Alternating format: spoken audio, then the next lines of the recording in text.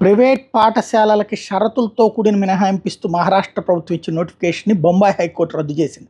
Right to education చట్టంలో నిబంధనలు private unaided పాఠశాల కూడా అటువంటి తప్పనిసరి విధిలో భాగంగా ఉండాలని తేల్చి చెప్పింది. వాస్తవంగా ఏంటంటే ఆర్టీఈ కోట అడ్మిషన్లు ఏదైతే మనకు కూడా ఆ మధ్యన గుర్తుంది కదా, 25% సీట్లు ప్రైవేటు సంస్థల్లో ఖచ్చితంగా పేదవాళ్ళకి ఇవ్వాలి అన్నటువంటి దాని మీదన అప్పుడు చంద్రబాబు ప్రభుత్వం ఉన్నప్పుడు పెళ్ళేస్తే తర్వాత తీర్పు వచ్చింది. ఆ తీర్పు ఆధారంగా జగన్మోహన్ రెడ్డి సర్కార్ ఆ అడ్మిషన్స్ని ఎంఆర్ఓలకి వాళ్ళకి అప్పచెప్పింది. డిఈఓలు ఎంఆర్ఓలు కలిసి కోఆర్డినేట్ చేసుకుని చేయాలి. దాని మీదన సవాల్ చేస్తే ఆంధ్రప్రదేశ్ హైకోర్టు కొట్టేసింది. ఏది ఇట్లాగ అడ్మిషన్లకు సంబంధించి ప్రైవేట్ విద్యా సంస్థలకు అడ్మిషన్లు అక్కర్లేదు అన్నటువంటి, అంటే ఈ ఫ్రీ ఇవ్వక్కర్లేదు అన్నట్టు. బట్ ముంబై హైకోర్టు మాత్రం కీలకమైన తీర్పు ఇచ్చింది.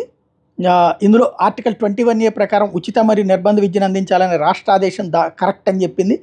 ఆర్టీఈ చట్టంలో నిబంధనలు ప్రైవేట్ అన్ఎయిడెడ్ పాఠశాలలు కూడా అటువంటి తప్పనిసరి విధిలో భాగంగా ఉండాలని ఆదేశిస్తున్నాయని కోర్టు తేల్చి చెప్పింది.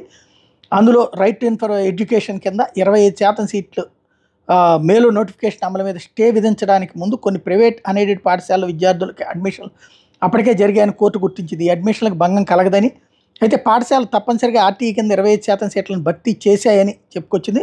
మే నెలలో హైకోర్టు నోటిఫికేషన్ మీద స్టే ఇచ్చింది. నోటిఫికేషన్ ఆర్టీఈ చట్టంలో నిబంధనలకు విరుద్ధమని పేర్కొంటూ కొన్ని పిటిషన్లు ఈ నోటిఫికేషన్ సవాల్ చేసినాయి.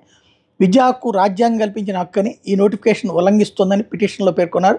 ఈ నోటిఫికేషన్ రాజ్యాంగ విరుద్ధమని, బడుగు బలహీన వర్గాల పిల్లలకు ఉచిత విద్యను అందించే ఆర్టీఈ చట్టానికి విరుద్ధమని పిటిషన్లు చెప్పుకొచ్చారు. ప్రభుత్వ లేదా ఎయిడెడ్ పాఠశాల ఉన్న ప్రాంతాల్లోని అన్ఎయిడెడ్ ప్రైవేట్ పాఠశాలలు మాత్రమే నోటిఫికేషన్ వర్తిస్తుందని అదనపు ప్రభుత్వ ప్లేడర్ జ్యోతి చవాన్ వాదించే ఆర్టీఈ చట్ట ప్రకారం ప్రైవేట్ అన్ఎయిడెడ్ పాఠశాలలో క్లాస్ 1 లేదా ప్రీ ప్రైమరీ సెక్షన్లోని ఎంట్రీ పాయింట్లో 25% సీట్లు ఆర్థికంగా వెనుకబడిన మరియు వెనుకబడిన వర్గాల పిల్లలకు రిజర్వ్ చేయబడాలని, ఈ విద్యార్థులు ఉచితంగా విద్యను అందుకుని తీరాలని, అయితే ప్రభుత్వం వారి ట్యూషన్ ఫీజులను పాఠశాలకి తిరిగి చెల్లించమని ఆదేశించింది.